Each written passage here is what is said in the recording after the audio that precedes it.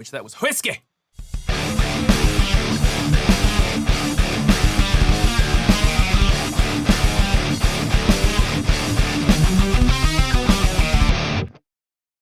So that was the winner of the Heaviest Riff in the Universe contest, Stu Gold. First of all, congratulations, Stu, for making such a sick riff. I had so many good riffs to choose from. I am super excited to write a whole song based on your riff. You might think that one riff is not enough to create a whole song, and you'd be wrong. It's absolutely plenty if you know what to do with it. And of course, it won't be entirely just this one riff exactly as it is. That doesn't make any sense. We're gonna take the ideas presented here and develop them into an entire song. I would much, much rather have one really good riff to write a song with than 100 and try to cram them all into one song. This is going to make for a much more cohesive song. The first thing that I need to do in order to figure out where this song needs to go is break the riff down to its core idea. Figure out what the main thing is that I like about it, what's going on in there. To me, the cool part of this riff is how it sort of offsets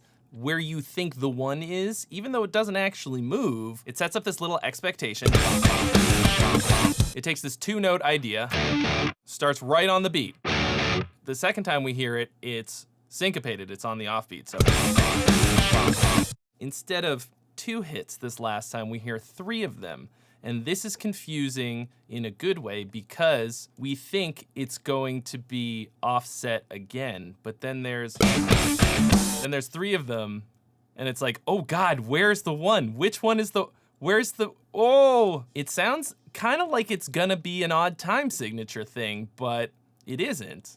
It's just cool. To me, the thing that makes a riff heavy and interesting and good to listen to is the rhythm. The notes are also important, but not nearly as important as the rhythm. The notes in this riff are actually a little bit nonsensical in a way. Dissonant, cool, angular sounds. So if we sort of distill it down just to those low note hits and we take out all the fancy stuff, we just wind up with...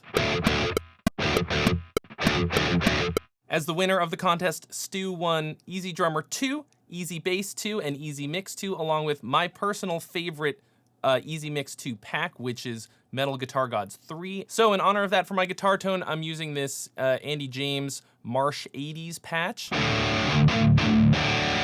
which is pretty heavy. And then for the drum sound you're hearing, I'm using Easy Drummer 2 and the new Duality 2 Easy X. I'm using what's called everyone's favorite preset, which he was right, it's my favorite. The way that this riff is kind of broken up, at least the way that I'm seeing it, is we've got 2 hits, and then 3 hits, and then 2 hits, and then 3 more, and then we've got 3, and then we've got some sort of groupings of 3. 1, 2, 3, 1, 2, 3, 1, 2, 3, 1, 2, 3. So in that way, he's really playing around with your expectations of where things are going to fall and land. The first and simplest way that I want to vary this up is by literally just taking this pattern that we've established and offsetting it by a quarter note. So that sounds like this.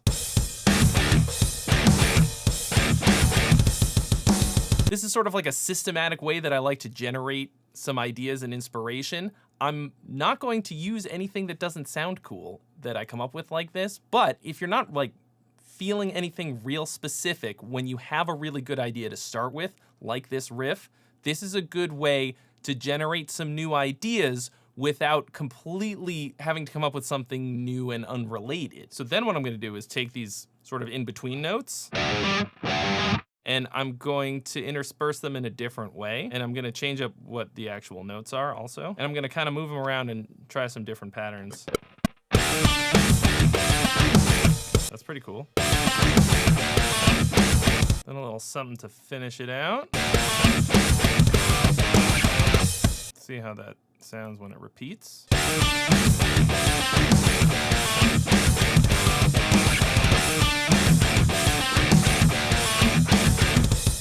Doesn't really have that same nice pulling the rug quality, so let's see what we can do about that. I'm actually gonna scoot it forward in time a half note, like a half a beat, and that gives us this.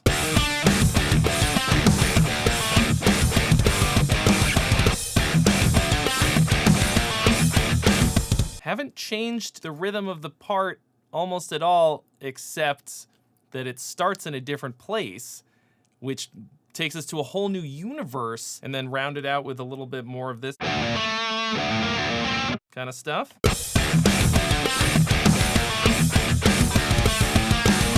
So that's pretty cool, but I actually think it might be a little bit too complex. To make things really heavy, simplicity is key. I want to have more really super heavy riffs like the one that we started with without going off the proggy weird rails. So here's another variation on this idea where I simplify it a lot.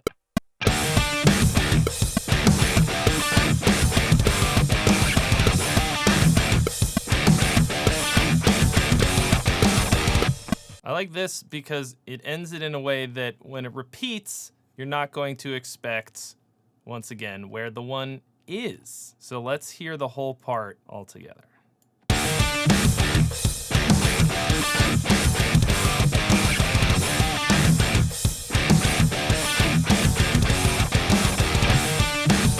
think that works pretty well. So I also want to make what I call a tiny version of this, where it's just smaller in pretty much every way, so it feels like less, so that we've got somewhere to go. Since we're in drop D, we've got this higher D string to work off of, so I can do the same general idea in a higher octave.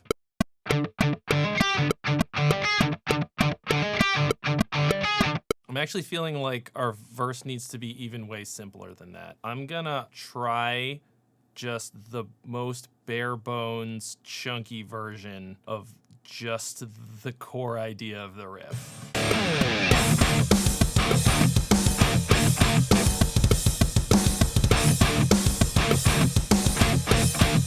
Simpler is better. Save the fancy stuff for when it really needs it. So that works pretty dang well for a verse with a lot of space in it.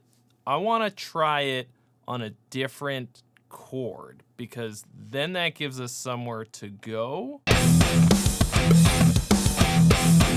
And then I just want to offset one note in the second repetition of this, just to give a little bit of a surprise-arino. You can't have a surprise unless you set up a baseline expectation. That's just how it is. If everything is a surprise, nothing is a surprise. So you have something that the audience assumes is going to repeat, and then you just throw a little banana peel in there, and that's what we've got here. And then a little spice at the end of the riff, I think. Anything that makes me make this face, probably pretty good. I think I want this verse bit to be halftime. So I need to find a halftime groove to replace this one with.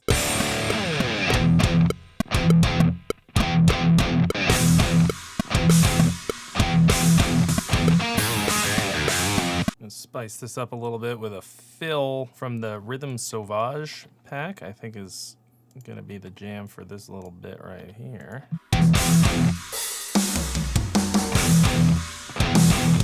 Nice. All right, so that leaves us with this for our first part of this verse, I guess.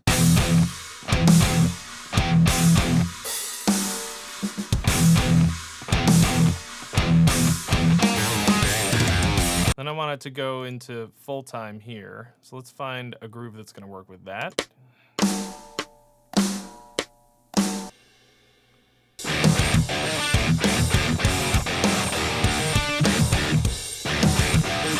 Yeah, I'm gonna have to mess with the kick drum, but that's the general idea. Okay, and then about halfway through here, I wanna pick it up even a bit more. The snare on the 1 and 3.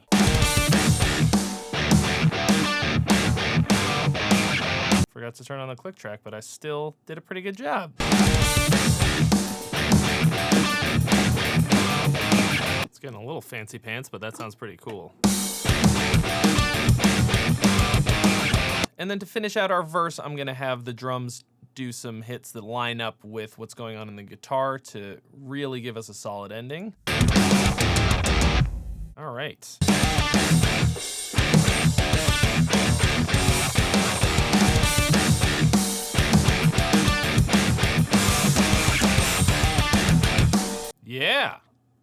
That works pretty good. So that gives us a pretty basic structure for the verse and the chorus. Now we need a bridge. I don't yet know what the bridge is going to be, but I know how I'm gonna get there. So this little thing at the end of the chorus actually, if I turn it into a chord, first of all, very compelling, beautiful chord, leads us to here. I don't yet know what I'm doing in the bridge, but I have a wacky idea how to finish the bridge. So, you know, we had our little mini version.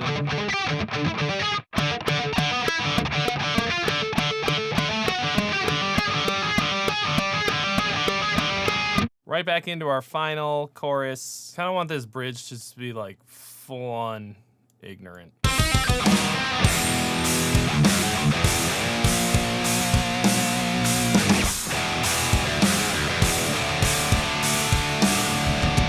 So to that end, we're going to be using the brand new Easy Bass EBX, which is called Heavy Metal. It sounds thusly.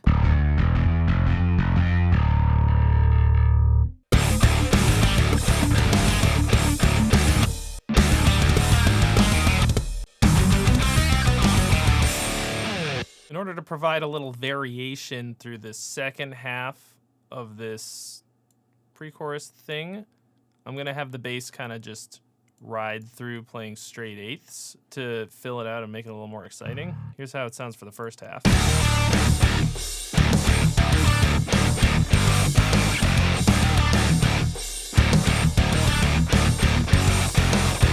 Just go.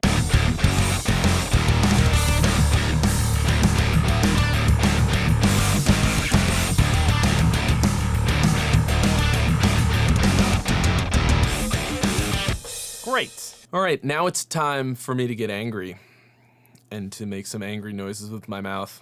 That should be pretty easy. I've actually been feeling a bit angry lately about a number of things, so what's gonna help me sound angry is Easy Mix 2 and this vocal scream comp setting from the Colin Richardson Easy Mix pack. I've also got this Colin Richardson vocal reverb aux.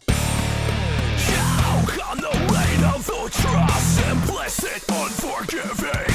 It's not your funeral, so why should you give a fuck? So I think what I'm actually gonna do is have this riff. I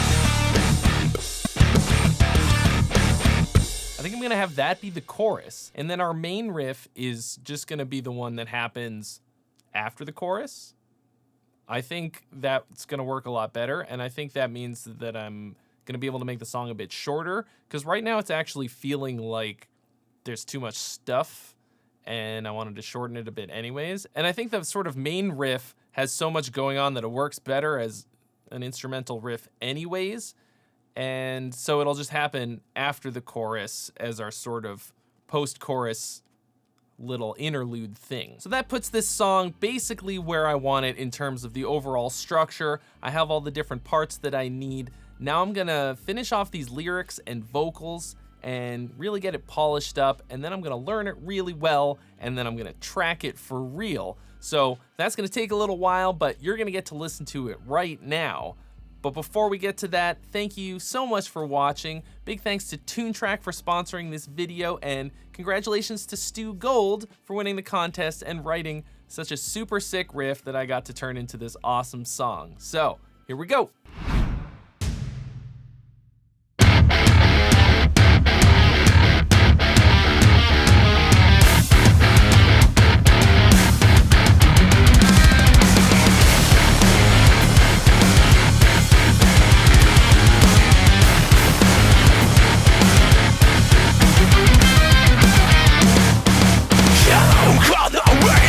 Trust, implicit, unforgiving. It's not your funeral, so why should you give a fuck? Broke from the decades of rust, congestion, indecision. But it's on your schedule, so I'm left under the crash. I am the crystallizer, biding my time in the carbon shiner. I've been waiting all this time for you. You're nothing but a diamond miner. Search while the earth turns the pressure higher. I am the crystallizer. Now turn your eyes on me.